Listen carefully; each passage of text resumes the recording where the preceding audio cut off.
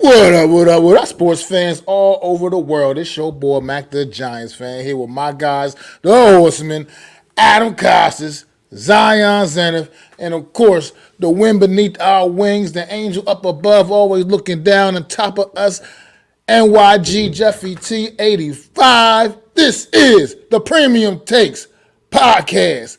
Let's go!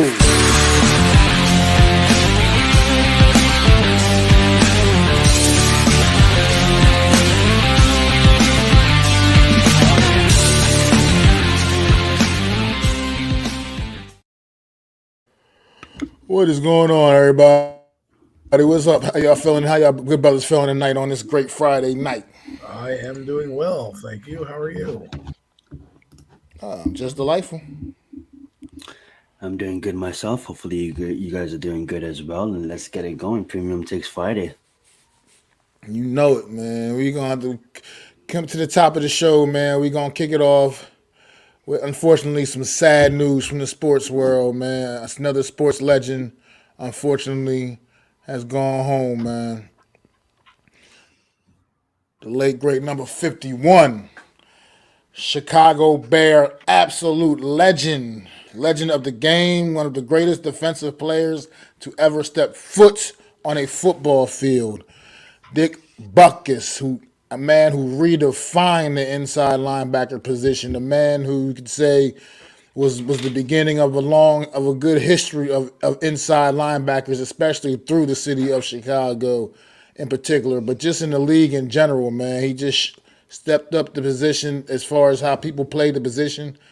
I mean, half the shit he did, you wouldn't even be allowed to get away with in today's NFL, to be quite honest. But at the end of the day, he handled his business back in the day on the field. One of the best to ever do it, man. Legendary Dick Butkus passed away at the age of 80 yesterday, unfortunately, man. So just say rest in peace and condolences to his family and all his friends and all his fans, man. Adam, you got some words to say, Dick Butkus? Dick Butkus. I'm not as old as a lot of fans, but I do know who he is, and I always thought the name Dick Butkus was funny to say, and I always thought that name was a football name. Dick Butkus. He's a dick, and he's going to kick your butt. You know what I mean? So I liked it. I loved hearing about him. If you are a guy who loves the NFL and the history of the game, which a lot of young people, no offense now, tend to forget about or tend to not look into, he's one of the histories. He's one of the pillars of those greats that we talk about. You know, there's no Mike Singletary without Dick Butkus. There's no Urlacher, Lewis, any of those middle linebackers that have come without Dick Butkus, revolutionizing the position at a time where the NFL wasn't the main sport, right? So to do it in that time, to do it for one of the biggest, most storied franchises in the history of the NFL, Dick Butkus will never be forgotten and always be remembered. And like I said, he's been a part of my football life since I've been a part of it because I came in '95, but a lot of those players talked about the old players. Dick Butkus was there doing reporting and showing up to Chicago Bear games and things like that. So he was always around the game. He was always there and true legend of the game. So he'll never be forgotten in my eyes. And when we're talking great linebackers, I'll be sure to bring up Richard Butkus, a.k.a. Dick Butkus. Absolutely, man. Well said, Adam. This definitely is before my time. Definitely heard his name before, but didn't really watch him play or any. Probably seen him a couple of times, maybe on a documentary on NFL Network, a late night documentary where I probably heard his name. But condolences to his family. The NFL definitely lost a legend. Just hearing the boys talk about him the other night on stream, and even hearing Madam and you talk about him right now. Definitely the NFL lost a good one, and condolences to his family. Good job. Thank you for them kind words, Adam, Zion, man. Yeah, like the fellas said, Dick Butkus is a legend of the game, man. Absolute, man. I mean, he's before all of our time, man. Dick Butkus, you talking about back in the '60s, Chicago acquired him and Gale Sayers in the exact same draft. That's two of the greatest players to put on a Chicago Bears uniform, and they got them in the same damn draft class, a couple of picks apart from each other. So just let you know, man. Dick Butkus, man. He just changed the game defensively, man. I mean, this dude was an All-Pro pretty much his entire career. Eight, You don't see people just don't do that. 8-time Pro Bowler, Almost 5-time first team All Pro, which is actually better than the Pro Bowl. Wow. Two-time yes. NFL Defensive Player of the Year, which I think only Lawrence Taylor has done that. And the George Halas Award winner in 1974. All-decade team, 100 greatest Bears of all time, most Big Ten most valuable player. So he has had accolades from the history of the game. So we're talking about a guy, like I said, 5-time first team All Pro. Do you know how hard that is to do? People don't understand. The All Pro is where you want to be named, not the Pro Bowl. I mean, back then, yes, the Pro Bowl was good, but if you're an AP All Pro, that means you are the best of the best. No, that's voted on by writers and coaches, not like the Pro Bowl, which is fan based and all popularity contests. All Pro means you are one of the best of the best. And to touch on that too, like All Pro, like the second team All Pros. This guy was All Pro, first team All Pros. Well, let me break down what All Pro is. It's only 22 players, okay? It's 22 players. It's 11 on offense and 11 on defense. So if you're named first team All Pro, Sorry, that was basketball. right? That means you're the first team and the best at your position. I mean, there's second team All Pro as well, which is also a good accolade to have. But if I were a player, I want All Pros, and the fact that he had him at a time where the NFL again was doing the merger and having a lot going on, he's one of the guys that you need, a pillar of the NFL. Absolutely, man. Absolutely. And this news came out last night shortly, or at least when I heard about it, was shortly before the game kicked off last night. And it's almost like a strange coincidence, man. He got to, go home last night, and he got to watch down and see his team kick some ass. And that's exactly what happened in Thursday Night Football last night, man. Surprising game, surprising score. Let's say the least. Chicago Bears on Thursday night went over to the nation's capital and stomped a mud hole in Washington's ass. And New York Giants were not the only NFC East team to get their asses booed in their own stadium this week because the Washington Commanders faithful was letting their team Are you allowed to boo these days? As well. So, 40-20 Chicago Bears winning Thursday Night Football. Zion, just start this one off, man. How you takes from the game? Yeah, I mean, like the fact that Washington finally got points on the board, it could have been a lot worse. The Chicago was just controlling this game from the jump, easily moving the football. This was I thought Washington was at least going to be a little bit more competitive, but it just looks like they couldn't really get things going early on, and that kind of cost them the game. Shout out to the Chicago Bears for getting their first win of the season, and I'm just confused at this point because I'm looking at Justin Fields, and then I'm seeing this, and I'm like, does he have what it takes? Is it the coaching? And then you see a game like last night, and you're like, okay, so this guy maybe is a quarterback that could hang in the NFL, and I always thought he could. But just absolutely, besides him, absolutely a great job, obviously, by DJ Moore. I'm putting up those stats, but great job by the Chicago's defense, to get some turnovers on Sam and just confuse him the whole night. Obviously, they finally got some things going towards the end of the game, but that by then it was too late. The game was really over, and a lot of it was unnecessary. Doesn't really factor into the game winning of anything, trash can points. But that being said, man, great win by the Chicago Bears, and I'm just happy that I'm not even happy because I'm not even trying to disrespect Washington fans, but I mean, there's teams that can play as bad as we can. So you know what I'm saying? I've been so melted off. Melted. I don't even know if that's a good word, but I've been so dramatized by that loss against the Seahawks, and Washington is. They came close in that game. They were down one possession at one point.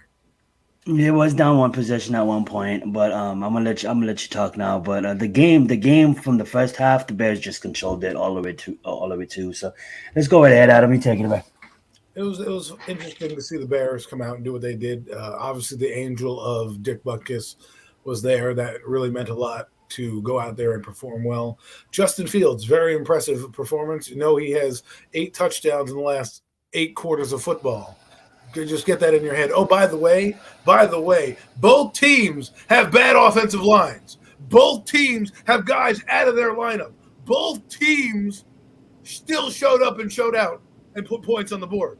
That's what I'm talking about when you elevate play, when you make your teams better, when you overcome the shortcomings of a team. Don't tell me anymore about the New York Giants O-line. I don't want to hear it. You know how many sacks the Washington Redskins have given up? 29 sacks. You know how many hurries, hits that on the quarterback has happened? 50. You know how many hurries or pressures have been put on Sam Howell? 107. Count those numbers out. That guy still threw for 388 yards. Okay? Still threw for 388 yards. Don't give me this bullshit anymore. I don't want to hear it. These two teams are probably arguably the worst offensive lines in football. And they put on an offensive clinic out there. Justin Fields, the guy had 230-something yards. And let me tell you about this. An A1 receiver, it's better than an A1 tight end. You need a dog receiver. Go out and get an Odell. Go out and get a DJ Moore. This is what I'm telling you. When you like a player, you don't hesitate and say, oh, maybe we'll trade him, we'll get in the draft. No, you go out and you get that dog. You know why? Because that's what happens. 230 yards later, you put it up, helping out your quarterback, doing jump balls, and give credit where credit is due. Justin Fields threw some dimes out there, threw some beautiful passes, and under pressure. Sam Howell, same thing. He had a horrible first and second quarter. He went back at halftime, said, hey, guys, that's on me, and damn near stormed back and brought his team back, okay? And he has the worst offensive line in football, 29 sacks. You know who has the second most? Our team. But you know why they have 29 sacks, which is almost 6 sacks a game? It's because sometimes their quarterback holds on to the ball. And that's what he did a little bit. You know why? Because he doesn't want to turn it over. But I'll tell you what about that kid. He's tough. He was getting under siege, and he didn't complain. He didn't bat an eye. He stood in there and threw the ball where he needed to, even when he was getting hit. That's what you need to do. Now, their defense, on the other hand, I don't know what the hell was going on with that. Chase Young and all them boys should have dominated that offensive line. That's what I'm telling you, is when you have a bad offensive line, you should be in their backfield eating up every play. If the Miami Dolphins do that to the Giants, the game is over, right? That should have been what happened with that vaunted line. Somehow they figured it out. They figured it out and were able to get the ball up and down the field and score. And good for the Chicago Bears. They lost 14 straight before that game. They came up off the schneid. They had a decent game against Denver. Obviously, they blew it in the last few minutes of that game. But Justin Fields, good for him, bouncing back, showing the critics he can pass from the pocket. He's not just a runner. And when I'm telling you, he had some good throws. Now, will that be him for the rest of the year? Who knows? But if he plays like that, guess what? When they are at the number 1 pick this year or close to it, they're not going to pick a quarterback. It's going to be hard to do if he's playing like that. Well, all right. I mean, well said, Adam. I hear what you're saying. I hear what you're coming from. And I'm going to not want to sound like I'm defending Daniel Jones in any way, shape, or form. I hear what you're saying about these offensive lines, but they're not as bad as the New York Giants offensive lines. I'm sorry. When I watch these games, you see leaks. Now you're looking at that number. Those sacks, some of those sacks, like you said, are what you're talking. Listen, Adam. Hear me out, man. Hear me out. When you watch these offensive lines, you see leaks in them. You do see leaks. When I watched the offensive line for the New York Giants on Monday night, it was an absolute jailbreak. I watched 5 guys not doing their job simultaneously most of the night. It's a little bit of a difference. It's a big difference. Whereas these other lines, the Washington line, the Chicago line, they're not good. And yes, they give up. They had those leaks in those lines. But if you watch the quarterback play there, the Justin Fields, sometimes he kind of, like you said, he'll hold on to the ball a little bit. Sam Howell, same way. And some of those sacks that could have been necessarily kind of prevented happen. Okay, and I get it. They're not turning the ball over, so that's okay too from that perspective. It's not the same level of bad as what the New York Giants offensive line is. It's just not. Nothing is as bad as what I saw from the New York Giants offensive line on Monday night. Nothing gets as bad as that. You literally can see highlights of nobody blocking, and you can see the defense just full on rushing in while you got 5 guys for the New York Giants sitting there like they don't know what the fuck to do. So it's just not the same level of bad. It's a difference, and I get it. They might technically have more sacks, giving up more sacks, but they're not playing as poorly as the New York Giant unit. I hear what you're saying, but they're not. They're just not. And I'm not defending Daniel Jones and his ball-headed mistakes and the things he does and his poor throws and his poor reads. I'm not defending that. I'm saying when you get talking about offensive line play, it doesn't get anything worse than what's going on in New York right now. Nothing. Because you're talking about a unit, a full unit of just guys not getting it done. But what I'm saying is, I don't want to hear the excuses that they can't get it done or it can't be happening or it can't be done, because you look at those lines, and yes, we don't know. We may not know how bad they are, but they are bad, and they are down there at the bottom. And when you have, I get it. When you have those things and you're still functional and you can still do, there were plays to be made. Listen, I rewatched the Seattle game. There were plays to be made in that game. Okay, that the line blocked. They had some running. They were able to make some plays. Yeah, whether there were jailbreak at certain points, yes, but there was a lot of things that could have happened that didn't. And we can dive into that when we get to that game. But all I'm saying is, for me, I don't want to hear excuses anymore about why this can't be done. Because I look across the league, the guys are in and out of the lineup, off the street coming in. The damn Seattle Seahawks had a guy off the practice squad that they started that game playing. Like, I'm just saying, like, I understand we have jailbreak, but we'd have to figure out a way to get it done and execute regardless. I don't care. No, I get it. You got to figure out to take advantage of the opportunities you do have. Right, exactly. At the very least. That's a whole different issue. Sometimes that changes the game. If you take advantage, like, for example, the interception that he threw down on the other end of the goal line, right? They were driving in that play, right?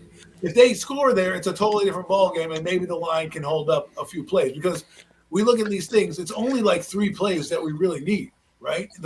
We need only a few plays. So there's a few plays to be had in all these games, and all I'm saying is, when you watch those two teams yesterday, Sam Howell's under siege by a Bears defense that's arguably is one of the worst in the league. The worst in the league. That's the problem, is that it's the worst in the league. And somehow they still figured out a way to block those guys up enough to get 300 plus passing yards and keep it within a score in the middle of the third quarter. But that's the key, exactly. You know what that is? That's called mind over matter. That's called effort. Yeah. That's called desire. That's called want to. You might not be the most talented, but I'm going to still give you everything I got. That's the one thing that those teams seem to have, at the very least, whether they're not as talented as their opponents, where the New York Giants seem to be lacking right now. They lack the desire and the fire. We'll get to that. I also think it comes down to, I like both of you guys' points, and I know we're going off track here, but to wind it back, it comes down to, like, Sam Howell, and I'm not defending anybody here, and I see your point, Adam, but what I am saying is, like, Daniel Jones was shocked already. Like, he got sacked over 5 times, and he's, like, done already. Like, if this guy gets hit, tackled, and he just gives up mentally, he's just not there no more. So that interception that he threw to Witherspoon for that 97-yard reception for a touchdown, that pick 6, that's now a first-year quarterback makes those mistakes, not a fifth-year quarterback. So I'm not going to sit up here and defend Daniel Jones. But what I will say is, like, that he's not showing us that, like, well, obviously Adam been on his island by himself. He mentally gets broken. And this offensive line doesn't have the mental power to fight for themselves. Like Max said, a few programs, and we mention it mostly every premium takes. Mac played the position. It's all about mental. You have to want to play the position. It's not stats. It's not touchdowns. You know what I'm saying? You want to play the position. We're going to get to an offensive lineman later on in the show that clearly might not be playing the position. But that being said, like, it looks like on our team, nobody wants to. No, like, yeah, go, just get him, just get Daniel Jones. I don't want to block. Like, I guess what I'm saying that pushes him off of him. I guess what I'm saying is to put a bow on this game is that these quarterbacks, these young guys who are struggling because of offensive line and could be panicking, are not panicking. They're elevating their offensive lines by making quick reads, throwing the football, taking the sack, coming out of the pocket. You know what I mean? Moving out of the pocket, having pocket awareness. Some of these things. Justin Fields definitely upgraded that whole offense last night, and it showed. He was the best player on the field, even though Moore got all those balls, got all those stats. Justin Fields was the best player on that field last night on offense. Right. And what happens is when you have a guy like him who's understanding how the developing of the pocket is and moving around, that sixth sense that you get that some quarterbacks have and some don't, that's what I'm talking about. That elevation to make a play, extend a play. We when you see that, that helps your offensive line. So, yes, they may not look on paper like the Giants, but sometimes the reason it doesn't look like that is because the guy is moving. The guy is coming out. He's already gotten the ball out of his hand quicker, right? He's dumped it off. He's made the right read, the hot read. So we don't see the same development of, jailbreak out there. Because I saw Sam under siege. What I will say is this. I think Washington has to let this kid, Sam, play the season. I know I was on a space today, which is always good but never good, but I love the space that I go on. These guys do a great job. A guy came on, he was talking about it's mostly a Giant space, but he came on talking about Sam Howell. It's like, oh, he's not the guy, let's get rid of him and all that stuff. And I go, it's 4 games in. The guy has done a lot in 4 games. I mean, 388 yards, 2 touchdowns, looked poised in the second half, really had a strong showing, put some balls only where his guys could get him. His guys kind of let him down here and there. Logan Thomas had a drop. Terry McLaurin was bracketed well. It's not his fault the defense can't block a nosebleed. And this defense, with the vaunted pass rush, that if I'm a Washington fan, I'm waking up going, what the hell? What the hell did I pay all these first-round talents for? And a makeshift offensive line with the Chicago Bears is stopping us.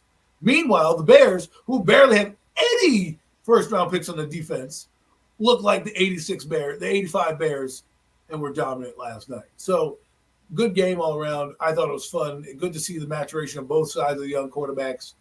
Maybe these guys are going to fool their teams, and maybe they'll say, hey, you know what? We like Sam Howell enough to draft something else, and, hey, maybe we'll keep Justin Fields around long enough. Again, 8 quarters, 8 touchdowns.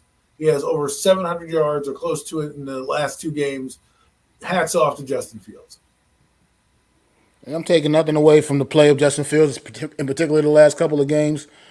It's just a whole different. I just think comparing the New York Giants to any of these teams right now it's a different thing because Giants got different problems going on, and it's not even just necessarily football play related. It's more deep rooted than that. And I just can't wait to you're get talking about teams that are technically on the same level, technically on the same level as far as talent wise. You break down their rosters, but at the end of the day, you got a couple of teams here that last night that, like I said, just got a lot more heart, a lot more desire, and at least are showing you a lot more effort in what they're doing. And it's just unfortunate, like I said, to be a New York Giants fan right now. And I'm sorry we made this about the New York Giants in a sense. We're talking about the Chicago Bears, Washington Commanders. And, I mean, just great way to get your first win this season, your first win in 14 games, Chicago Bears. I believe it was a 14-game losing streak. Go out there and get your first W and some time. So good to get back on the winning track for the Chicago Bears, man. Great game. They look good. Way to do it for Dick Butkus out there. They look like, man, they beat Denver. They absolutely did. Man, what ifs, right? What if they beat Denver? Maybe now you're 2-3. You're 1 game behind Green Bay, and in the top spot of the division. You're a couple games behind Detroit. Who knows what would happen at that point, right? Who knows? You'd have hope. Now, I'm not saying they're going to do anything, but it's good to see them have some fight and not give. They had a lot to figure out the running back situation. They had a turmoil. To figure out what because they run. Oh, go ahead. I'm sorry. They had a lot of turmoil there too, right? They had some things going on with their team, so it's good to see them rally and win. That's what I was going to say. They had to figure out the running back situation. They had pretty much got down into 0 to no running backs last night. in the game, and they still had to finish strong, figure out a way to maintain it and get the W. Justin Fields had to do a lot more running in the second half of the game, but they found a way. They dug deep, and they didn't allow Washington to make that full comeback because I was getting nervous for him for a second there. I thought not 2 weeks in a row. It would have been epic, man. 2 weeks in a row. That would have been epic. But what's going on, Lou? How are you? So, congratulations, Chicago Bears, getting that first win of the season on the night that Dick Butkus passed away. I mean, I'm sure most of the guys on Chicago Bears don't know a whole lot about Dick Butkus, but at the end of the day, Chicago Bear legend, man. You work for the team. Young guys, man. I mean, they know that from what they probably read on stuff they see in the building, but I mean, I'm talking about actually know Dick Butkus, man. I mean, yeah, Dick Butkus has played in the 60s. Talking about really know about Dick Butkus. These guys came up idolizing the Mike, maybe more of the Mike Singletaries or the Brian Urlachers. The problem is, Dick Butkus is way before their time. They don't like to Google these days. They don't like to use Google. Remember, kids, Google is your friend when wanting to look up information. You gotta understand, Adam. These kids, they'll go as LeBron James. Different generation. Oh my God! No wonder we're so soft. Yeah, but you guys have any final thoughts on Thursday night? Good game after what thought would be a blowout. It came out to be ended up being a good game to watch. And last thing, congratulations, Bears, and R.I.P. Dick Butkus. Absolutely, well said. Yeah, so we're going to get ready to move on. Tomorrow night, the Major League Baseball Divisional Round Series get underway, man. Tomorrow night, we got some nice little surprises in there. I mean, not surprises when you watch the season play out, but as far as just before, prior to the season, nobody's really, showing that much love to the Baltimore Orioles, Texas Rangers. Teams like the Arizona Diamondbacks, they weren't getting all that love prior to the season, and now we got these teams like this out here still, fighting for a World Series appearance here, man. Rangers Orioles will be a great series. I was kind of just a general baseball fan of me was hoping that they would be on opposite sides of the bracket, so we could maybe get a potential ALCS Rangers Orioles in the ALCS, but they got to face off in the divisional round. The Brewers. Why I keep calling them the Brewers? The Baltimore Orioles. Coming in with the best record in one of the best records in Major League Baseball, one of the 300-win teams this season. It's going to be a great series. Rangers, very hot, red hot Texas Ranger team, man. It's going to be a fun series to watch. And then you got the Twins Astros also for the ALCS in the AL divisional round. So that's going to be another great series between two tightly contested teams, some very similar records.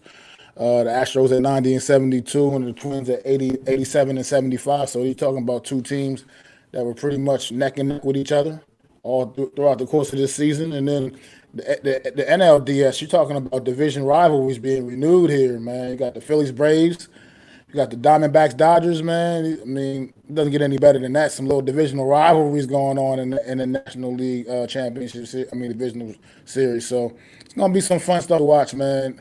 Get a little excited. This is the best time of the year for baseball. I mean, baseball, it's not always necessarily the funnest game to just sit back and kick back and watch. But always when you get to October, man, the playoffs always heats up, always exciting games because you got best on best. So you're getting the best baseball, best quality of baseball you're going to get, man. So excited for the Major League Baseball postseason to really get underway because I don't count those other whatever they got going on prior to the divisional round, all those little – wild card, whatever. It's called extra money card. That's what that's called. We need extra money. Like a wild card round, Listen, I'm excited to see the postseason. It's interesting to see these teams. The Astros, again, probably the only staple from a lot of the other playoff appearances. Diamondbacks are back in it. Obviously, I don't really want the Phillies to do anything, but every time the Phillies that I've been around have ended up in a World Series or close to it. So I don't want that to happen again. And then Baltimore is kind of interesting because you don't see those teams that do that well. That's why Baltimore and Minnesota are interesting. Minnesota has a history. They know they've been a small town team, but they've won some championships in their years. And so to see them back in the postseason is interesting. It's good for that city. The Diamondbacks, always a fun team. You know, they're one of the teams that knocked the Yankees off when the Yankees were having their epic runs back in the late 90s, early 2000s. So it's just good to see. Yeah, I'll just add, I'm not really an Absolutely, avid man, baseball so- fan, but I was watching like the Texas destroy like Tampa Bay for like 2.5 innings, and then they did it again. And I'm like, okay, so like first starting off the season, it looks like Tampa Bay was a team to follow, and then they came back down to the reality. But shout out to the Texans because you know that Max said it perfectly. As a guy that doesn't watch baseball, I just tuned into the game because I was randomly just wanted to. Nothing was on for the day, just wanted to see what it was about, and the Texans absolutely put in work on the Tampa Bay Rays. So that being said, it is interesting, and I will probably not watch it as much. But as it gets closer to I don't know what you call it, the finals, I'll probably check it out. The World Series. The World Series, thank you. Come on. Sounding like a damn noob up here. Come on. Thank you. The World Come Series. Come on. Watch The baseball. finals? Yeah. What is this? Watch Oh, baseball. word. My God, ban that man. Ban him. Doesn't even know the World Series. My God. You should know World the 4 major Series. championship Goodness. names. You know, I'm the Stanley Cup I championship, apologize. or in this case, You gotta the understand NHL, though, because like right? The Stanley Cup I'm not finals, the NBA finals, even the World MLB Series. It just postseason, slipped my World mind. Series, Super Bowl. I mean, it's America's Come on. pastime, bro. It's part of history. It's the fabric of our They country. be getting creative to try to keep fans in the stadiums, though. I do love watching those videos on how But that these doesn't stadiums mean got you like should water know who plays in slides. the World Series. They play Oh, I seven. knew it was called the World Series. It just slipped my mind, you know? I'm sure it did. All right. Well, let's get back to a little bit of football. And yeah, this has been a very little bit of football. Oh my God! I'm just gonna put it up there right there. I'll just put that there, and I'm gonna let you go ahead and take it away. Adam, go for it. Look, I'm pissed at this man here, and I know people have made videos and whatever about don't be pissed, don't run this guy out of town, blah blah blah. No, you know what pisses me off is when you suck at your position and you have the audacity to call out somebody else who paid good damn money to come see your ass suck. Okay, who spends good money for your jerseys for you to suck. You have the audacity to call them out, and then give me a booty ass apology and back it up. No, you know what you should be focused on? Evan Neal blocking the man in front of you. Evan Neal, because right now you're a colossal bust. As we spoke about a few days ago, you are on the trajectory to be Eric Flowers-esque bust right now for the Giants. That is terrible. And oh, by the way, it doesn't get any better this week with Jalen Phillips, Bradley Chubb, and that while the Miami defense is weak, they do have some guys up front. And being that you can't even stop the Seattle Seahawks, who couldn't sack anybody, they gave Andy Dalton 361 yards passing. You are going to have the audacity to tell me, a fan, that I am not up to par with the lion that you call yourself. Roar. You know what you look like right now? You look like one of those meerkats. You don't look like a lion. You look like a meerkat. Nothing big, nothing powerful. On top of all that, you're going to insult people by saying, what do we know? By flipping burgers at Burger King or whatever the hell it was that he said. You know, people do that for a living. Those hard-earned people who are in your stadium doing that for the crowd, those people, they go to games too. People in the restaurant industry who do that for a living, they go to games too. And you know what? They spend hard-earned cash, money that you'll never see again because you are playing a kid's game for millions of dollars. God forbid. And oh, by the way, they don't just stick mics in your mouth. All right. You understood what you were doing. This is your second year. This is your second year with the team. You understand what the media is. You understand the hype. And you understand booing because we probably booed you a couple of times.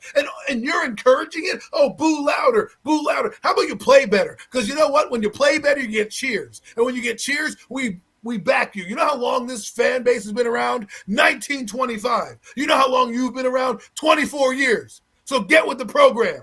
Know how this works. We are not beneath you. You are beneath us. If we don't show up to the games, you don't get paid. Zion. I'm gonna just let that sink in for a bit. Get you guys wonderful ears. Enjoy that. That was beautifully said, Adam. I do agree with that 100%. I've been looking into this. Not really to look into it, but it just plastered right there on my YouTube recommendations. I've seen a lot of people's takes on that. I absolutely agree with them. We pay for your salary. I get it. You probably said it out of frustration. I get it. You are just as mad as us at the fact that you guys are not winning. But at the end of the day, Adam said it perfectly. We spend our hard-earned money to go to these games, to buy these merch. And we all we can do is watch. It's up to you to fix it. So instead of running your mouth, why don't you just get to the damn field and fix it? Because at the end of the day, you're gonna, teams will obviously pick you up. There's Eric Flowers out there that clearly got picked up. But at the end of the day, your long-term success in the NFL will not last. And you might find yourself in a situation where you're gonna be flipping burgers someplace, you know what I'm saying? And to insult fans like that, absolutely. I mean, like, you got to understand, Neil, too, like, there's millionaires that's following this team. There's people that is way better at their jobs. I believe the Michael K show said it perfectly, if I'm correct. There's construction workers, there's architects, there's doctors that actually heal people. What the fuck do you for? Sorry for my French, but you block for a living. These people construct bridges and stuff. You know what I'm saying? So I thought I wanted to take that from the Michael K show and add it to my take because I thought that was beautiful. Like, no one's above the shield, no one's above the team, and for you to think that you're a successful person, you're better than us because you block in the NFL because you play sports. I don't judge people off of their success just because a person's a millionaire at the age of 30 and I'm not. That doesn't make him any better than I am. I don't judge people off of the money that they have in their pockets. So obviously people with money that you pay Belly to advise you, the PR team's like, oh, maybe we should apologize. I'm so sick of this generation with, I'm going to say something, I'm going to go quickly on Twitter and apologize. Now, if you say something, fucking say it and just leave it out there in the universe. And if I was John Mauer, I mean, like, it's really sad to see, like, it spiral out of control in the sense of, like, where was the repercussions? Where was the anything like that? We're just gonna let this guy, obviously we can't. At this point, we suck so much we can't afford to lose him. But at the end of the day, it's like, if I ran an organization, I don't want those people in my organization. You just let me know your true colors in frustration, and sometimes your true colors come out when you're mad. I get it. People say dumb shit when they're mad, but at the end of the day, that's your true colors. And it's after we really feel about the fans, then I don't want you representing an organization no more, so you can just get gone. You know what I'm saying? Go play on another team, because at the end of the day, I for once lost all respect for him, and it will probably, the apology is not gonna take anything away. I mean, like, he's not out there blocking. He's not out there really doing his job. So at the end of the day, I believe we have another Eric Flowers, if not worse, and I'll let Matt go. Evan Neal. I don't care what happens at this point. You could turn out and become, all of a sudden, the light switch can go on and you can become the greatest offensive tackle to ever play football. And I will never have the same respect for you as a man that I had for you a week ago. This right here, bro, I take it personal. I've been cooking my whole adult life. That's what I've done for a living my whole adult life. Sure, I'm not necessarily a burger flipper, so to speak. Cook a burger here and there, you know what I mean? But at the end of the day, this is what I do for a living. Delicious one, might add. And you look into this camera, whoever you were talking to that day, whoever was interviewing you, and you say those words as if I'm just a person like me is just beneath you. Like, I'm not worth your time anyway because you're better than me. No, I'm not. That doesn't fly. That is demeaning. That is ignorant. And you are a 23, 24-year-old grown man. However old you are, you're old enough to know better. I don't give a damn how you feeling. It is a responsibility you took on and that you accepted with that when you got drafted and brought to this city. You accepted the responsibility of you got to take the good with the bad. You think the fans are going to go out there and cheer when you're getting outscored 64-3 and the 2 times they've gotten to see you this season? You're out there surrendering 18 sacks in the 2 games that they've gotten to see you this season, and they're supposed to be like, yeah, let's go Giants, yay. No, it don't work like that. It don't work like that, my brother. So you said we're just the sheep, you're a lion? Well, the lion better be ready to fucking roar on Sunday afternoon. The lion better be ready to fucking roar. Because at this point, nothing else is going to be accepted from you. So you better come up, and show out, young man. Because your mouth might have just wrote a check that your ass ain't going to be able to cash. Because your play on the field has been atrocious. Most of the reason the fans are booing is you. The number 7 overall pick. And you ain't showing no signs of improvement. Not even a little bit. I spent the entire offseason defending you. And this is what you come out with out your mouth when they put a microphone in front of your face. Evan Neal. Look, you're here, part of this team, the team that I support, but I can't be in total support of you, brother. You part of the team, but I just, my respect for you is all the way gone. All that, oh, he's young, you can't throw him out of town. I don't give a damn. Run him out. What do you mean I can't run him out of town? He ain't doing shit. What, the next guy's going to be worse? Give me a break. Stu's been absolutely horrible. And he's the one that's stepping up, talking that nonsense. What about Exactly. how he's young? You want What happens if you're 19 in the military and you do something bad? Goodbye. Here's your papers. You want the Get fans? gone. You want the fans to stop booing. You want the fans to stop booing. You play better. You do your job better. You want the criticism to end. You do your job better. That's how it goes down. We go to work. We have our evaluations at work at our regular 9 to 5 jobs, and they let us know what we need to do to be better employees. Well, Evan Neal, you know what you need to do to be a better employee is learn how to fucking block somebody. Slow somebody down at the very least. You don't even do that. They just run around you or through you. You don't present any resistance whatsoever. That's the frustration. It doesn't matter who it is. It's not even had to be any of the top guys. Like you said, who the hell are them guys on Seattle that was beating your ass all night? I don't even know their names. I don't even know who those guys are.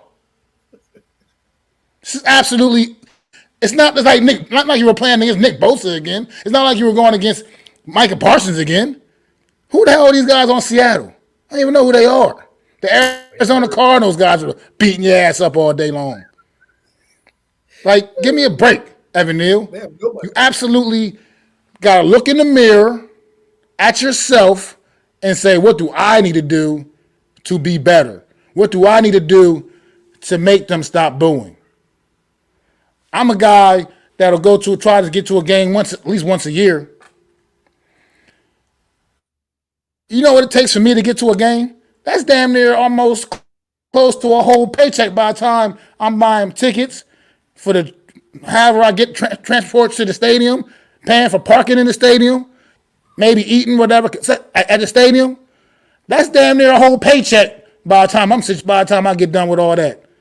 And that's what I invest to see this team. And I ain't trying to go see this team look the way this team is looking right now. There ain't no way. And if I was, I'd be booing just as loud as anybody else. So just play better. Let your mouth stop running a little bit and get running on the field and do something. Block some damn body. Do what you get paid to do. And I'm done. I ain't got to waste no more breath on this guy. Well, and that's why I think that this team is broken because mentally you can't do that. Mentally, you need to be ready and focused. You know what you should have said in that situation, Mr. Evan Neal? I'm focused on Miami. I'm focused on Jalen Phillips. I could care less about what the fans have to do. I have to do my job. That's what you do. I don't and I'll be real with you right now. I'm about to break it down for you folks. I was in that organization. I know they have a PR person. I know they have a media person that kind of helps coach you up. I know they have somebody watching you to make sure you don't say anything dumb. Well, guess what? As soon as he said that, he got eviscerated on the radio.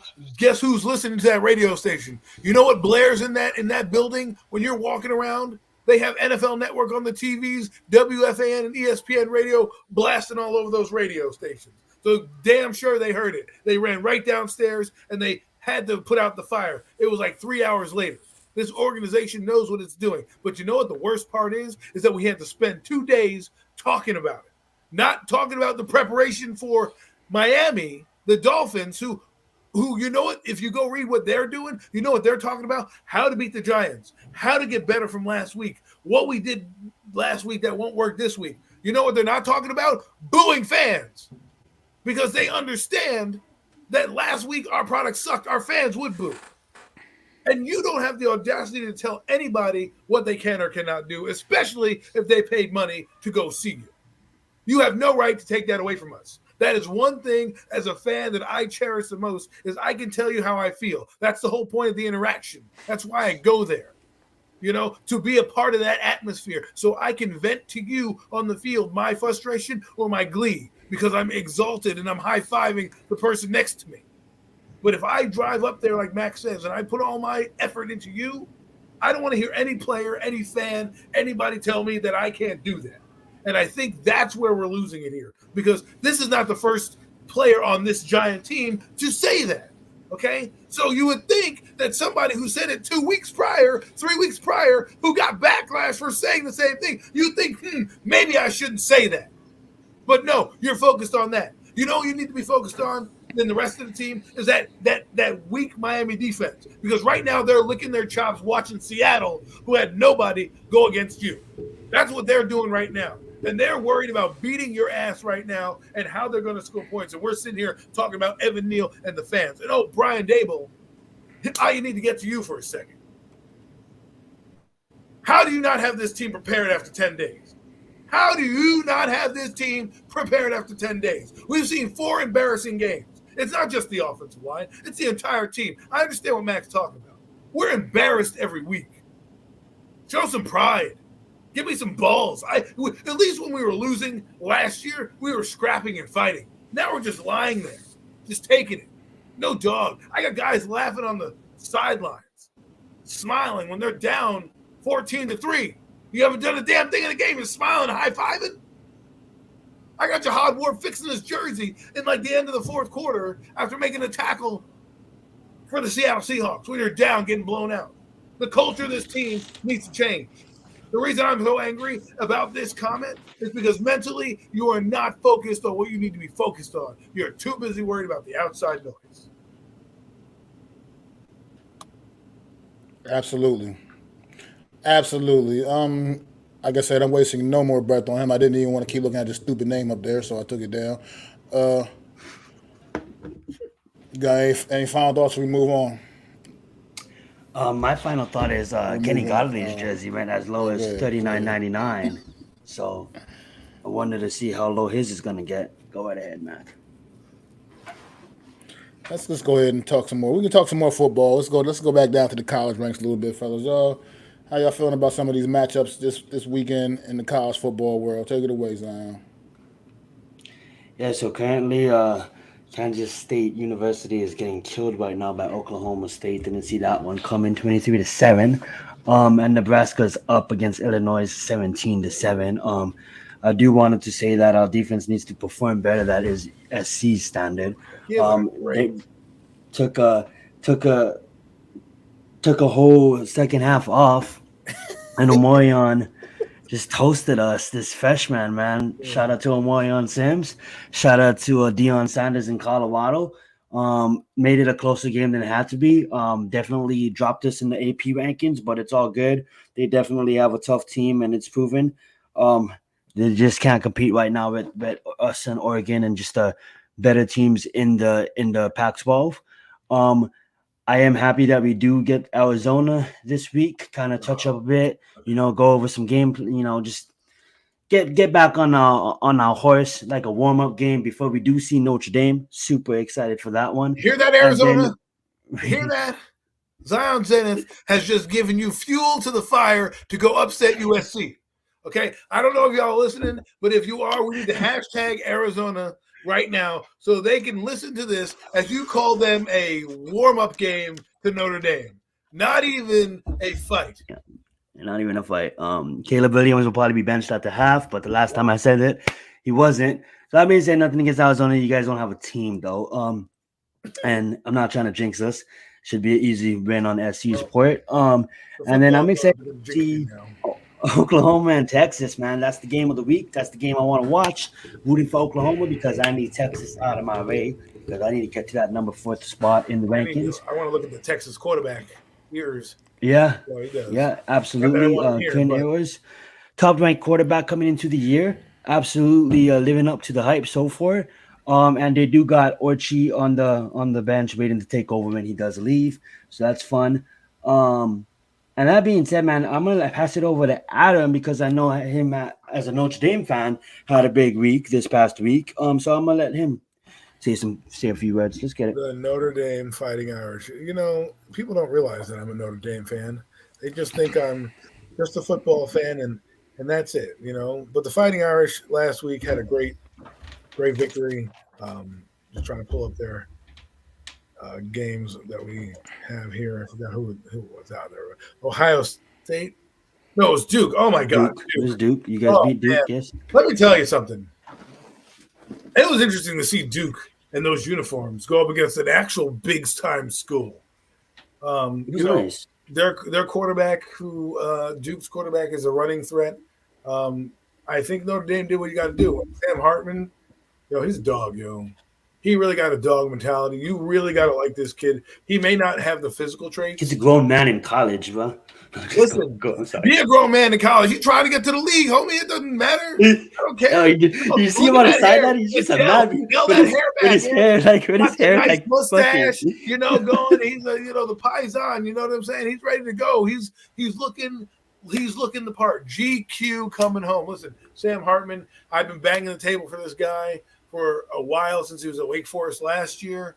I said I saw something in him. He's coming to Notre Dame for two reasons. One, to try to win a national title, which probably won't happen, but at least get into the playoffs and roll the dice, and also to get into the NFL. Because when you're on Wake Forest, you're not going to get the same recognition as you do leading the Notre Dame Fighting Irish back, and that's what he came here for. He led them back in this game, kept them in this game, and this is what Notre Dame, I hate to say it, paid for. When you have the transfer portal, this is what you're going to see. And I'm excited as a Dame fan, as a Notre Dame fan, to finally have a quarterback to get your hands behind. I mean, the last quarterback we had was maybe Brady Quinn. He never did much in the league, but that was the last time you were excited about a guy under center for Notre Dame. So I'm excited to see it. The Golden Domers look good. Let's go. We're going to beat up on our team. We're going to beat up Louisville this week. No contest. And we'll actually, I shouldn't say no contest. Louisville will be a tough game. They are 5-0. But this is a game that Notre Dame needs to continue to win if they want to end up in the playoffs. I do want to add something real fast before you speak, Mac. Can we stop with this SEC bias? There's no way that LSU should still be ranked when we have teams like that, like West Virginia out there, when we have teams like Air Force with one of the best defenses in the country. I don't understand how LSU, is still ranked, and I get it. I understand. I really understand why they're ranked. But at the end of the day, LSU get done with the rankings. I said it on the college football wrap up that I am doing on Mondays. Selfish plug. But that being said, man, come on, man. Air Force is 5-0 with one of the best defense in the country, the best running game in the country, and they're not even ranked. Come on, AP, get it together. Go right ahead, Matt. It's a popularity contest, man. I don't follow as closely as you guys do, but Any other games just you guys were excited about other than the Notre Dame game, Oklahoma, Texas? We got a couple. We got who else we got here? We got I've been Notre Dame. Notre Dame. They always talked about that. not following as like heavy, but I'm Rutgers. just in Rutgers. There you go. Rutgers versus Wisconsin. That's a good one. I'll let Adam touch on that one. But what I do want to follow is I don't even think they play anybody good this week. But the U man, Miami been looking good and they're ranked and they deserve to be ranked and they're undefeated. They played Georgia Tech. You know Georgia Tech's not really probably going to put up a fight. But the U man, if you're a University of Miami fan, man, looks like you got yourselves a team. Obviously, the Notre Dame versus Louisville game. That's an important one. Colorado and ASU. Colorado is going to demolish ASU after Oregon and SC. They finally get to see one of the worst teams in the Pac-12. So Oregon's going to get back on their horse, and Colorado is going to get back on their horse. They're winning ways. Alabama versus Texas A&M is a big game for Monroe. Now, Monroe, Alabama's quarterback, he needs to go out there and he needs to beat A&M. A&M is going to be at home. It is going to be a tough out for Alabama. Both teams are 4-1 coming into this game. A&M not ranked, not even touching close to the top 25, probably like 27th or 28th. But that being said, A&M needs to come out there. So that's the game I wanted to talk about earlier that I forgot. Alabama versus A&M should be an exciting matchup. And I'll let Adam touch on Rutgers, the New York team that is actually looking really good going against a 3-1 Wisconsin. Rutgers Scarlet Knights, New Jersey. Got to represent New Jersey. New Jersey. They've done a pretty good job out the gate. They've lost to one really big team, Michigan, and that's what. So and then they beat Wagner, and now they're going up against Wisconsin. I think this is the part of their schedule where you'll find out if Rutgers can really hang with the big boys, or if they're going to go fall back down to the pack and just end up being a 500 ball club or worse. They have coming up in the next few games. They have, they have Wisconsin, Michigan State, Indiana, and Ohio State. So you got a couple big teams in there. What will they end up doing? What will they end up being? And then they finish off with Iowa, Penn State, and Rutgers. So right now, for Rutgers, you need to establish yourself and really put a hurt on Wisconsin. Wisconsin's 3-1. They're going to come in here. You're going to go there and have to play. These are the games you're going to need to win. They're kind of still on your level. You can't be beating Wagner every week. Michigan State, another big team, right? Indiana, well, not a big team, but big enough. And then you have Ohio State in November 4th. So for me, get through Wisconsin, see what you can do with Michigan State. And then once you get to that Indiana game, you have to gear yourself up for a game to be determined, which means Ohio State, they're not even on TV yet. So they might be pushing you to one of the primetime spots if you're winning. So be prepared for that. So Rutgers, take care of business tomorrow at 12 p.m. and keep New Jersey going proud.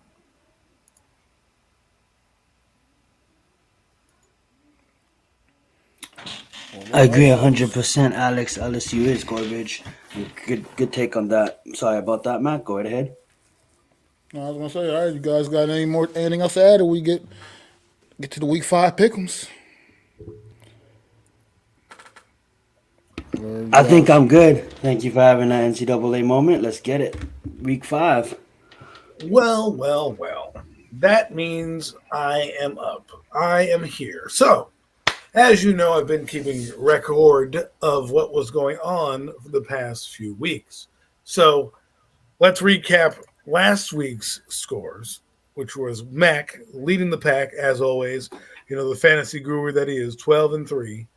Zion picking up the rear at 9-6, and me, the caboose, the jackass, the donkey, the goat, 7-8. Whatever you want to say. I am not good at picking games, so don't pick them for me because I don't want to hear if you bet. I listened to Costas and he got me all my money. I lost it. Don't. This shows you I'm not good. I'm good at other things when it comes to football. Picking games, I'm terrible at. With that being said, let's go back to week 4. And ladies and gentlemen, we don't usually do the Thursday night game, so we'll be starting with the Atlanta Falcons against the Jacksonville Jaguars in London, if you had NFL Plus, you got to see a live game. If you're poor like me, you got to watch the Toy Story version of the game. So it turns out the Jacksonville Jaguars and the Atlanta Falcons still stink, even in animation. But with that being said, let's go down the list.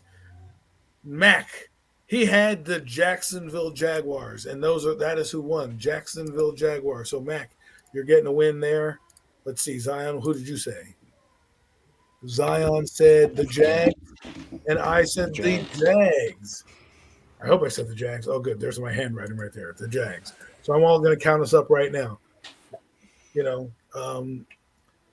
Let's go to the next game that we had here, and that would be the Bills versus the Dolphins. Now, this is a game I truly did not see being the way it was, but going down the list, let's just check here. Ooh, wow. And what did I pick? Oh, I picked the Bills. So me and Mac both picked the Bills. Zion with the L over here. Zion getting a big old L on this game because he picked the Dolphins. My God. You picked the Dolphins. How can you do that? Why would you do that? That was just asinine. I'm just kidding. I'm just kidding. Going on to the next game real quick. Vikings-Panthers. I had the Vikings, and I was correct. They got their first win. You had, let's see, who did you have? Zion had the Vikings. Good for you. And Mac, you ended up with the Vikings. Wow, unanimous wins there. Win totals there. The next game we have on the docket was the Broncos-Bears. This was a shocker to all of us. I think we all got it wrong. The Bears lost this game. Mac, you ended up picking the Bears as well. Let's see. Zion, Bears, terrible. And me. Oh, did I pick up? I picked Denver. I'm coming back in the game. Yes. This is why you write stuff down, folks. You write stuff down. Eat that. Okay, next game. Sorry. The next game was the Ravens-Browns. Let's see what we got here. I picked the Browns. Oh, my God. I was dumb there. I was really dumb. Dumb. Who did you pick, Zion? Let's see. Zion picked the Browns. Another loss for Zion. And let's see. Another Browns. Steelers-Texans. Mac, you had the Steelers, it looks like. Zion, you had the Steelers. And I probably picked the Steelers, because I wasn't bold enough to trust C.J. Stroud. Colts-Rams. Let's see. I got this one wrong. I picked the Colts. Man, AR-15 still had a game, but, man, I was wrong there. Oh, Zion with a surprise with a W for the Rams, repping over in the West Coast. And there, Mac here, he also had the Colts like me. But that is not good. Saints, Buccaneers. Mac, you picked the Saints. Wow, were we wrong? Renaissance for Baker Mayfield there. Oh, Zion with the Bucks. Zion's coming back there. And let me see, who did I pick? I picked the Bucks as well. Go me. Okay, good. Now, we have Eagles, Commanders from last week. I picked the Eagles. That was a W. Scary for a moment for the Eagles, though. Almost lost. Zion picked the Eagles. Mac picked the Eagles. Unanimous. Titans, Bengals. Mac, you picked the Titans, which was a good pick. Zion, you picked Cincinnati, which was a bad pick. Mm-hmm. And Adam, who likes the Bengals, also picked Cincinnati. What was I doing? The Raiders, Chargers. The Chargers. There's my guy. My guy is doing well. Justin Herbert and the Chargers. W for me. Let's see what Zion had here. Zion also had the Chargers. Good for you. And Mac the Giant fan. Wow, we're all unanimous here. Cowboys, Patriots. Mac picked that game, said it was going to be a blowout. He called it. Absolutely called it. Go back and watch NFC's roundup. You'll know. Cowboys. Zion picked the Cowboys. Please tell me I picked the Cowboys. Oh, so did I. Thank God. Thank God.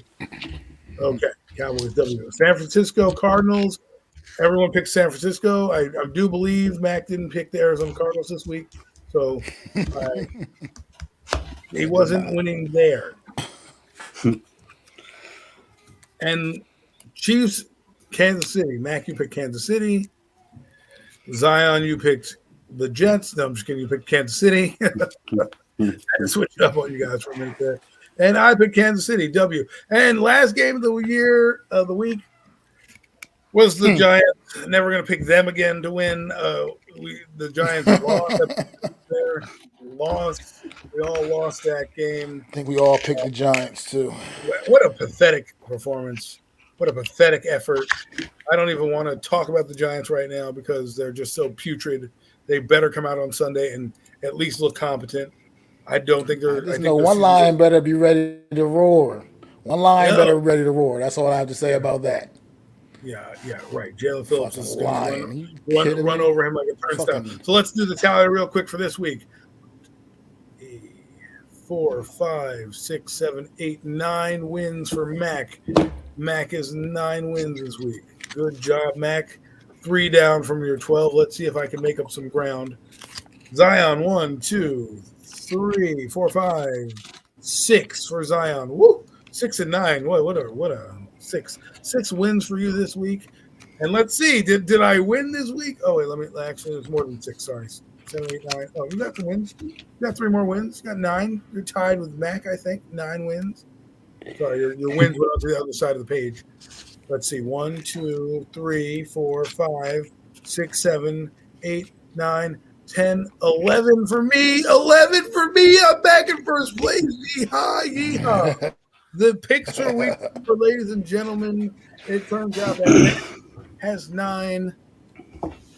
Zion has 9, and I have 11. Go me, go me. It's time for week number 5. Are we ready? Let's get it.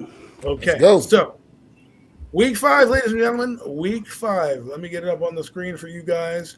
Well, not up on the screen, but at least up on my screen, so we have it here so we can scroll down. Obviously, we don't talk about the Thursday night game, but breakfast in bed coming at you from London. Here we go. Game 1 on the docket. I know I'll be watching because it is on NFL Network, thank God, and not on Disney Plus or in a cartoon animation.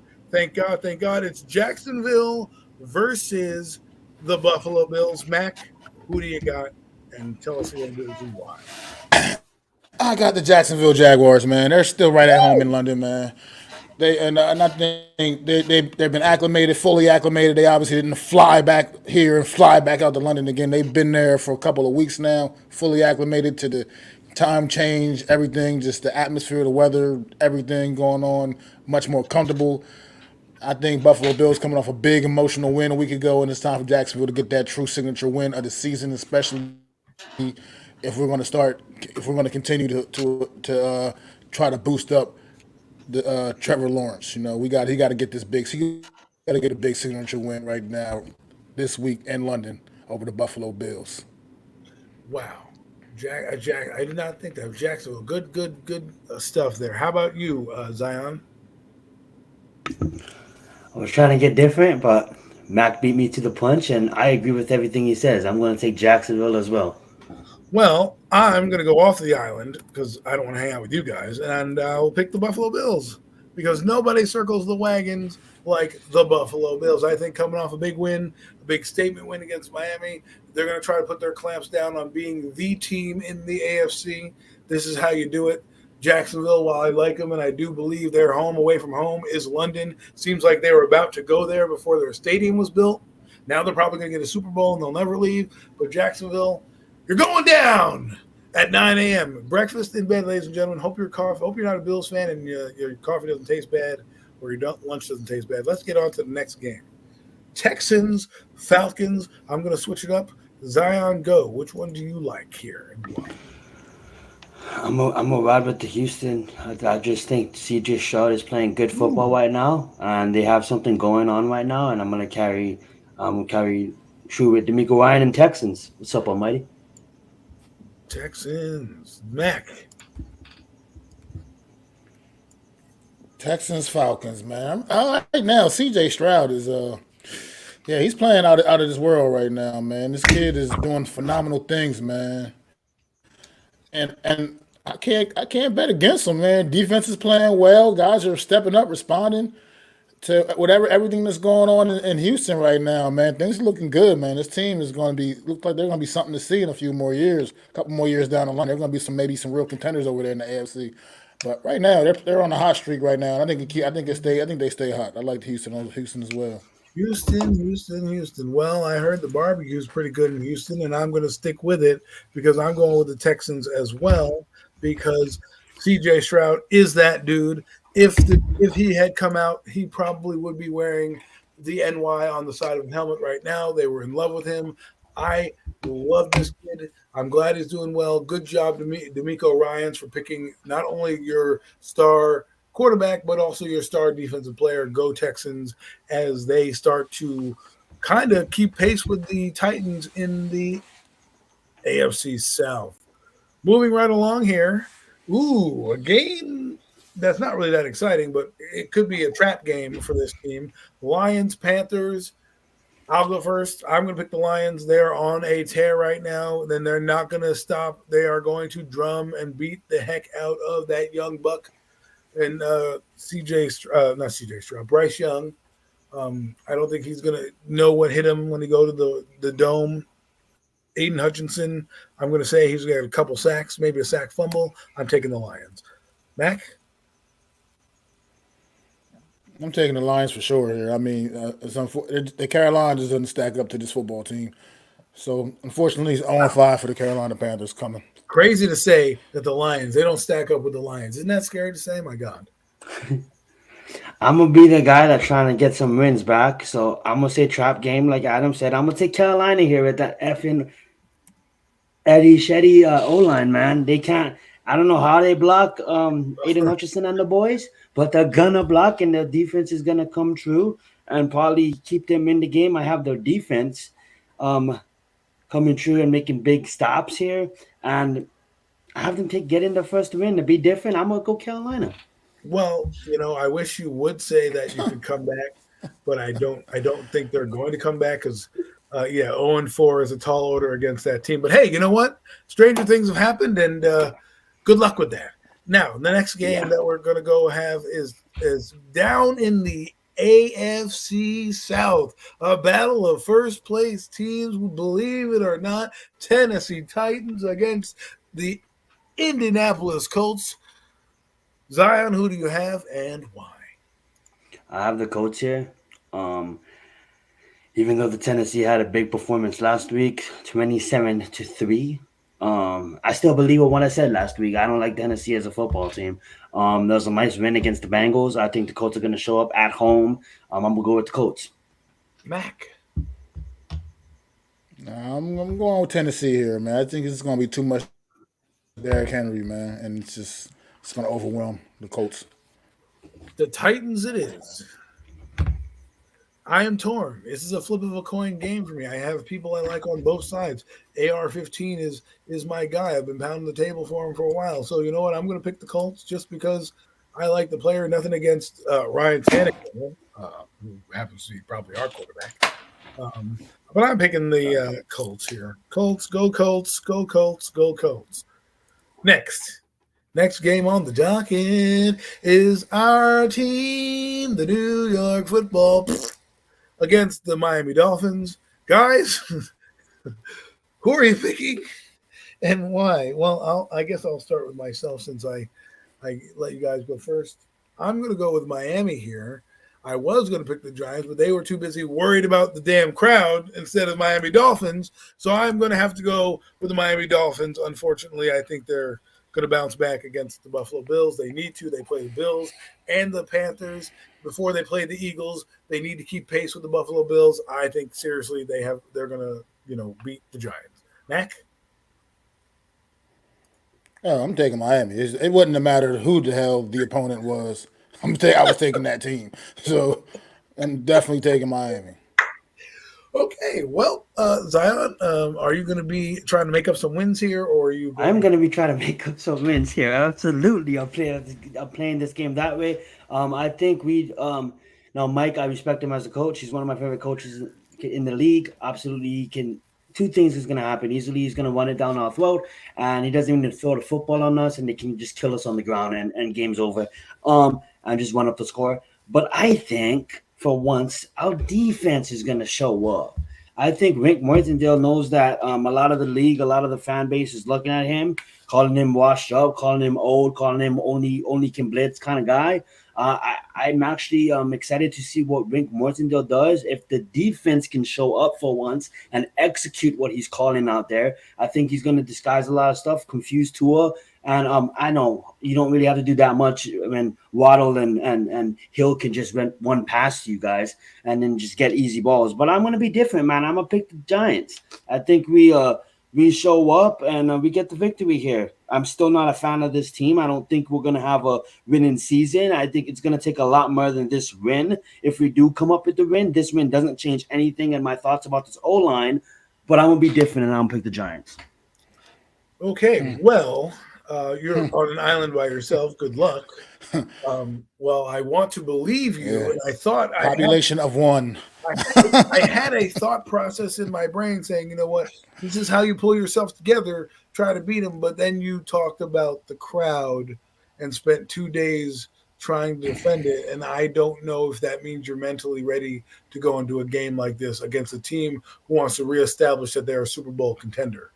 Like I said, Miami has the Giants and the Panthers coming up. So it's not like they have a trap game where, they're playing, Kansas City or something. They have to refocus, recharge. And I think people forget that Giant defense has given up 100 yards a game for every game that they've been in. And the Miami Dolphins can run the football. And I think you're going to see a heavy dose of that, some play action. And I think the game will be close for the half. And then at the third and fourth quarters, that's when the track meet's really going to happen. Anywho, I've talked enough about this game. Let's move on. We don't need to talk about crappy football anymore. Actually, we do, because we're going with the Saints Patriots. So you went from one crap to the other crap. So I'm going to go with the Saints here. I think they need a big bounce back game. I think this is your get right game, as they like to say, as the saying goes. I'm going to pick the Saints over the New England Patriots in New England. Zion? I'm gonna go with Bill Belichick in this one. I just believe that I can't see Patriots team absolutely getting demolished against the Cowboys. Not come out there and play decent, good football, fundamental football. And I think that obviously the Cowboys they previously shown that they're a far superior team. The Saints do have a really great defense. I really do like the Saints defense, but they're kind of on the decline of losing the Packers, losing the Buccaneers. I think this is the time for the Bill Belichick to take advantage of that and go out there and play some good football and utilize his tight ends and get a victory here. Got to be in a low-scoring game. Give me the Patriots. I also am a fan of Penix Jr., so just throwing that out there. Mac? Yeah, I'm gonna agree with Zion here as well. I'm gonna go with New England. I think Bill Belichick does get this team on the bounce, gets to bounce his team bounce back in front of their home fans. They will not be getting booed because they will be out there balling, and I think they win this game against the New Orleans Saints. Well, you have a little bit more faith in the other Jones, that is Mac. Those guys should make an album, Keeping Up with the Joneses, because they're both terrible right now. So see what I did there? See a little play on words? I guess no one's there. I guess I'm an echo, no laughs on this end. Anywho, moving right along to the next game. The next game is what used to be a big game back in the day. It is a big game right now as well. Mitchell Trubisky, I think, is getting the start in this game. I do believe so. I could be wrong. Let me just double check for you guys, because that affects the betting lines. But Kenny Pickett is – I said Kenny, not Drew. I know it's Steelers-Ravens. While I'm looking up Kenny Pickett off injury report is expected to play. Well, that changes everything. So that means Ravens, Steelers. Who do you have, Mac, and why?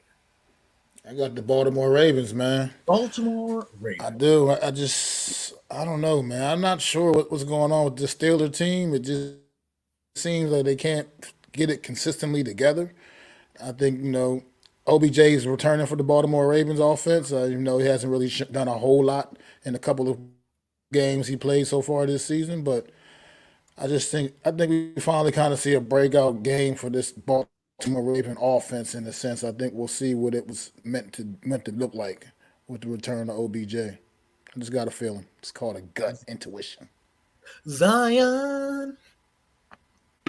I mean, like, I gotta go at my man Minka, my man TJ. I absolutely love watching the Steelers play defense.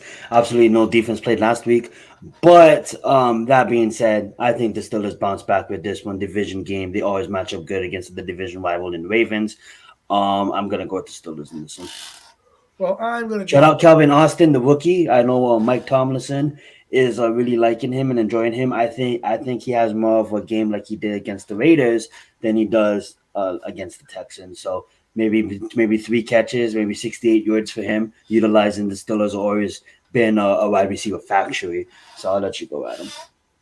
Well, interesting facts. But I'm going to go with the Ravens here because their defense, which is getting no love, is one of the tops in a lot of the categories in pass defense and points allowed and things like that. So I'm going to say they come out and put a statement because they need to cement themselves as the AFC North champions, and they make a statement in this game. I'm going with the Ravens, people. As much as I love TJ Watt and I hope he wins Defensive Player of the Year, I don't think the Steelers got it. I think they're going to make Kenny Pickett's life hell in a cell. No, but anyways, Bengals Cardinals. Woo, that's a game I really want to miss. Bengals Cardinals. Unfortunately, we have to pick a winner, or you could be that guy that says a tie. We've never had a tie in one of these pick'em segments, so if you're feeling kind of weird, maybe that's what you may want to do. So, Mac, Bengals, Arizona. Who you got? Sounds compelling. The fact that I had to think about this is crazy. The fact that I had to think about it, because this shouldn't even be something I had to think about. But I still like the Bengals here. I just think that they're still just a better team, and they'll still figure out even without T. Higgins in the lineup. Bengals. Okay, Zion. I have the Bengals an absolutely blowout. This is the game. I've been saying it every week. I said it in week 2 that Joe Burrow was going to come out there and throw 4 touchdowns. Never happened yet. He only has 2 touchdowns on the season. That being said, though, this is the game, guys. When the Cardinals were planning for this game, shout out John Glennon. I slaughtered his name, but shout out to the coach of the Cardinals. That being said, though, I know they're looking at this game and they're practicing hard and they'll think they're going to make it a close game. And no, it ain't going to happen. The Bengals are going to show up. They're going to show up in fashion. Final score 38-10. Well, not only am I putting that you have a blowout, which I put next to your Bengals pick, I'm putting your 38-10 score here, and I'm going to save it as well. That way, if we come back and you are wrong, we can completely laugh. Or if you're right, we can air high five you. I love it. We can't really do much else. I am going to go against my second favorite team, the Bengals, and I am going against the grain, and I will be picking the Arizona Cardinals, get their second win in a scrappy fashion. It's going to be an ugly game. Joe Burrow looks like his calf is probably blown up in there. He's probably playing with something torn in that calf, and he's not the same guy. He can't get the same, dynamic power from his legs, especially if you're going from back to front. That front leg kind of leads you. That back leg is your power leg. And so being that it's in his front leg and trying to, push off and lean and point to your throws, I think that's going to have some trouble with this vaunted Arizona Cardinals defense. I'm doing it. I'm picking Arizona. That's right. I'm picking Arizona this week, Mac. I'm going to look like the prophet. I'm going to look like the guy who knows what he's talking about. I really don't. But it's fun to pretend anyways. Anywho, moving right along to one of the games of the week, one of the ones I'm looking forward to, Rams, Philadelphia. Ooh, Philadelphia fighting for 5-0. Rams looking to get above 500. Mac, I'll start with you. Here it is, my upset special of the week right here, baby. The Los Angeles Rams, man. Give the Eagles their first L of the season, man. Getting Cooper Kupp back is going to be an emotional lift for this locker room with the level of play of Puka Nacua. Now they got a 1-2 punch out at receiver from Matthew Stafford to just feast upon this Eagles defense, man. And I'm not saying the Rams are going to go out and just completely bust the Eagles' ass, but I think they get the W here, and I just I just feel like this is it. The Eagles have been playing; they're kind of playing with house money a little bit through these first 4 games. They've been figuring out ways to get the W, and that's a testament to how good they are. But I think this week that shit ends. I think it ends with the Rams. I think the Rams take them out. That shit ends. Zion? I'm gonna have to agree with him, honestly. I mean, like I just like every week you think, okay, teams are gonna stop Puka, and then they just don't. Sean McVay is a genius at what he does. He's a genius in construction these play calls. Staying up late to trying to figure out what can he do with the roster that he has. Maybe not the best roster in football, but damn, they're playing for the coach. Their defense absolutely showing up. You know what I'm saying? They got a lot of young guys there that does have starting roles. Exactly what Max said. The Eagles has been playing with house money, has been holding on to these games, and I think the Rams match up well with them. The Rams are not going to fold. They're going to be just as physical as the Philadelphia Eagles, especially on defense. So I'm going to go with the Rams here. It's probably going to be a 3-point game, but I have the Rams with a field goal win. Wow, Rams with the field goal win. I, unfortunately, am going to pick the team from down there, Philadelphia.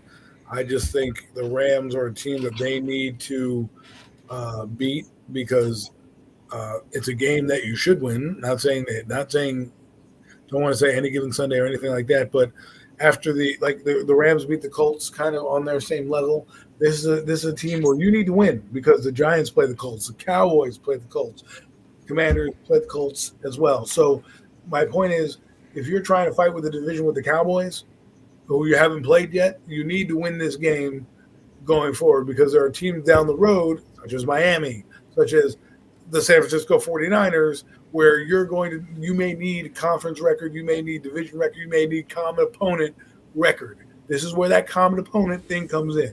So Philadelphia is going to handle their business against the Rams. I can't believe I'm picking the Eagles. Oh, I feel like I'm vomiting right now in my mouth. Disgusting that I'm picking the Eagles. But it is what it is. Call a spade a spade. Next game. Sorry about that. Just writing this down. Oh, the live scores. Jets, Broncos. The game that I'm kind of interested in. A battle of 1-3s. Sean Payton calling out Nathaniel Hackett, saying he was a bad coach. Culture was bad. Boo that man. Boo him. Well, let's see what he's got. I'm going to go first. I'm going to take the Jets, Jets to win their game. Shove it right in Sean Payton's smug little face. I think they win the game this week. Mac? I'm right there with you, the Jets, man. I think the defense is going to force some errors on Denver's, and I think they just win. It's going to be probably an ugly one. It's going to be probably offensively challenged most of this game, but I think the Jets do pull it out. Zion? Yeah, I have the Jets here. I have them here big. I believe the Denver is I just looked on my phone. They're the 30th ranked passing team. They're the 32nd ranked rushing team. 32nd ranked in points allowed. I thought the Giants was the last team in points allowed, but no. Denver gives up 37.5 points a game. They gave up 70. They gave up 70 in one game. Zion, Yeah, so after this week, we might obviously I forgot about that. I forgot about that 70. But that being said, you can't. I mean, like Javonte Williams is not going to be able to move the ball on this front. They're gonna have to. They're gonna have to pass it, and I think Sauce Gardner has a big game here. I think both offensive and defensive rookies of the year last year, Garrett Wilson has a big game. We've seen them go and Mosley absolutely been balling. Last week we seen him against the Chiefs. We have Williams in the secondary that's been balling as well. And then we have Sauce Gardner and a lot of other pieces. Jermaine Johnson, I can go on and on and on. That being said, though, the Jets defense is a force to be reckoned with, and I don't see the Denver moving the ball on them. Word. Good stuff. So you pick the Jets, great. We're all in agreement. Gangrene should beat the heck out of Denver. And I would too. And I dedicate the win to Nathaniel Hackett if they do win, saying, hey, man, you don't deserve that backlash. But on to the next game. Kansas City, Minnesota. I'm pretty sure we know who we're all picking in this game, unless somebody's going crazy. I'm picking Kansas City. in a dome. It's gonna just not even be a contest. Minnesota can't stop a nosebleed on defense. They're just gonna get railroaded. I put AC instead of KC. That's how I'm feeling tonight. Zion, how are you? Yeah, I got Kansas City. There's no point to even talk about it. Kansas City's gonna have a big game here. And Mac, Yeah, I mean, this might be a fun game to attend. You see some probably high-powered offenses going on, but it's going to be way too. It's going to be a little bit more on that Kansas City side, man. And I like KC for sure here. and it brings us to this, the nitty gritty, the game of the night, the game of the week. Think about this: 1994 Candlestick Park. The Dallas Cowboys come into San Francisco looking for the three-peat, and they are denied by the San Francisco 49ers. Wait, no, we're not in 1994. We're in 2023. San Francisco against the Dallas Cowboys, 4-0 versus 3-1. Cowboys got their starting lineup back, got their entire front five back. It's going to be an epic game. It's going to be one for the ages, but I'm going with the San Francisco 49ers. Zion? So at first I was looking into this game and I'm like, how does the Cowboys beat San Francisco? So I was gonna lean on San Francisco. I was gonna lean on San Francisco heavy, utilizing Christian McCaffrey and winning the ball. But at the end of the day, I honestly think that this is gonna be Purdy's first loss in the regular season. I think the game's gonna go down to the wire, and I hate saying that we're gonna have the Dallas defense making a big play that seals this game, and they're gonna revenge the loss. Dallas will give Purdy his first loss of a regular season. So I got the Dallas Cowboys here. The defense shows up big. That means, according to you in your rankings right now, that would mean the Eagles and the Cowboys would be tied for the top spot on Sunday evening, according to Zion Zenith and Mac, the Giants fan, because the Rams would have beaten the Eagles in Mac's upset special, and according to Zion, the Cowboys would be beating the 49ers. That would leave them at 4-1. What a race it would be. Mac? And then there was none. And then there was No more undefeated. I agree with Zion. I think the Dallas Cowboys come to town, and I think they take care of business, man. I think this defense is going to be fired up and ready for this game. I mean, after all the offseason trash talking going on amongst all these teams we were just talking about here, I think the Dallas Cowboys come in here ready to play. And I think, like Zion said, I think it's going to be they're based off of their defense alone. I think their defense is going to have a big night, man. Oh, wow. The Dallas Cowboys picked again. I did not think that would be happening. But again, they both had the upset special. That would mean the Eagles and the Cowboys will be 4-1 and tied for the division. I'm the only bold one who's thinking, nah, Cowboys have red zone issues. San Francisco defense is going to take advantage of that. Dak Prescott's going to go out there and have a Dak Prescott ending, and they're going to lose. But that is not the last game of the night. It might be the most watched game on Sunday. After your 12 hours of football all day from 9:30 a.m. to midnight, you can wake up, go to work, come home, and watch the Monday night game, Packers, Raiders. Who do you guys got? Mac, I'll start with you. I got the Green Bay Packers here, man. I think they rebound from a disappointing L from last Thursday night. They come up here and they'll show you what a team coming off of 11 days rest is supposed to look like. Ooh, is that a jab at the Giants? Ooh, it sounds like a jab at the Giants to me. Zion, who are you picking? Yeah, puke in my mouth. This team should be 0-4, barely making out alive against Denver. They could clone Adams, and the defense will still lose them games. I can't stand their head coach. Give me the Green Bay Packers. I forgot you hate the coach of the Las Vegas Raiders. It's safe to say he will not be getting a Christmas card from Zion this year. And I will pick the Packers as well. I think Jordan Love's playing pretty well enough. At least nothing crazy, but he is playing well enough for them to win. He doesn't turn the ball over. He's competent in what they do. I think this will be his first big road win to kind of get the Packers fighting for that wild card spot. This is where you week 5, you got to kind of get off and running if you want to keep up with Detroit. So, ladies and gentlemen, that concludes week 5's picks. Tune in next week to find out who will be master of the week in terms of picks. Well, this week the crown goes to me. I am crowning myself. You can't see it because my camera is off. Last week we bowed down to Mac, and week 1 we bowed down again to me. The Adam Empire is strong and out there. Zion, you need some help.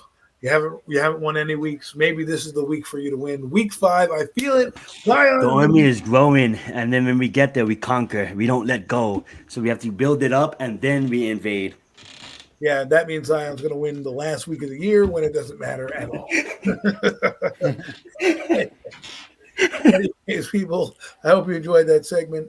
That's the end of my the NFL picks. See, Mac holds the castle for 1 week, and then the banner falls, and then Adam's banner goes up. I'm gonna win, and I'm gonna win again, and I'm gonna win again. But let's first win first. Go with it. Great stuff, Adam. Before we get out of here, man, fellas, man, I just want to do one real quick thing. Shout out to one of the greatest athletes of this era that nobody talks about nearly enough just because she's a gymnast. And that is Simone Biles winning her 6th world championship, all-around world championship. That's unprecedented. No other gymnast has ever done this, male or female. So just want to say hats off to Simone Biles, man. Game update. Look at that. Probably, arguably, the greatest gymnast to ever, greatest American gymnast for sure, but probably the greatest gymnast to ever do it. Honestly, the GOAT. You opened Simone my mind. Biles. I never thought I would hear the word Simone Biles come out of your mouth. That is awesome. I too am a fan of the Olympics. I don't follow the other games as closely. Congratulations, Simone Biles. That's a feat, a big feat. And we don't recognize a lot of these athletes the same way. Like we should be recognizing Serena Williams more, the greatest tennis player of all time. We don't for one of the best athletes. We don't really talk about her. She's a dominant athlete. And Simone Biles, it's hard to do what you do. It's hard to win that many championships and many gold medals. And you are a legend. And we enjoy those Subway commercials.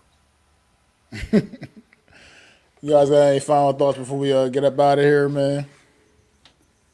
Absolutely, what you guys said. I do want to touch on that too. I'm looking forward to probably watching the 2024 Olympics, and I knew her from only the Olympics. Obviously, it's gymnastics, but thank you guys thank you, Mac, for bringing that up, because looking at her Wikipedia, I scroll down, all I see is gold from the year 2013. She's been the most dominant gymnast. Since pretty much since she's started competing internationally. She's retiring. Shout out to her. I think so. I don't think she's competing in the 2024 Olympics. No, she's done. Right, she's too old. I'm not sure. Last I heard, I don't think she was competing in the 2024 games. Probably not. There's nothing else left to prove. She's already proved everything. Let's get it done. That she has done. The last Olympics wasn't her best. The one before that was amazing. But the last Olympics, she won some gold, but there was some. She was more dominant in the Rio games. She definitely was. Oh, she was fantastic in that game. I mean, if it wasn't for her, they don't win. They don't win anything. Actually, I lie. The other girl that was there, I forget what her name was, Jordan or something like that. She had a phenomenal floor exercise, which with Simone Biles' score and that girl's score, they propelled the U.S. women's gymnastics team to new heights. Why on Premium Takes we talk about the U.S. women's gymnastics? Well, because we love the Olympics, right? So, and we love our country. So, at least I do. Oh, absolutely. Good stuff, fellas. We're going to wrap this thing up, man. Thanks to everybody that came out in the chat. Spent a little time with the Horsemen tonight, man. It's been another great edition of the Premium Takes podcast, man. Throw them fours up for my guy, NYG Jeffy T, man. Throw them up for him. The fours up for Jeff, man. This has been another edition of the Premium Takes podcast. We'll see y'all again next Friday night. Pass.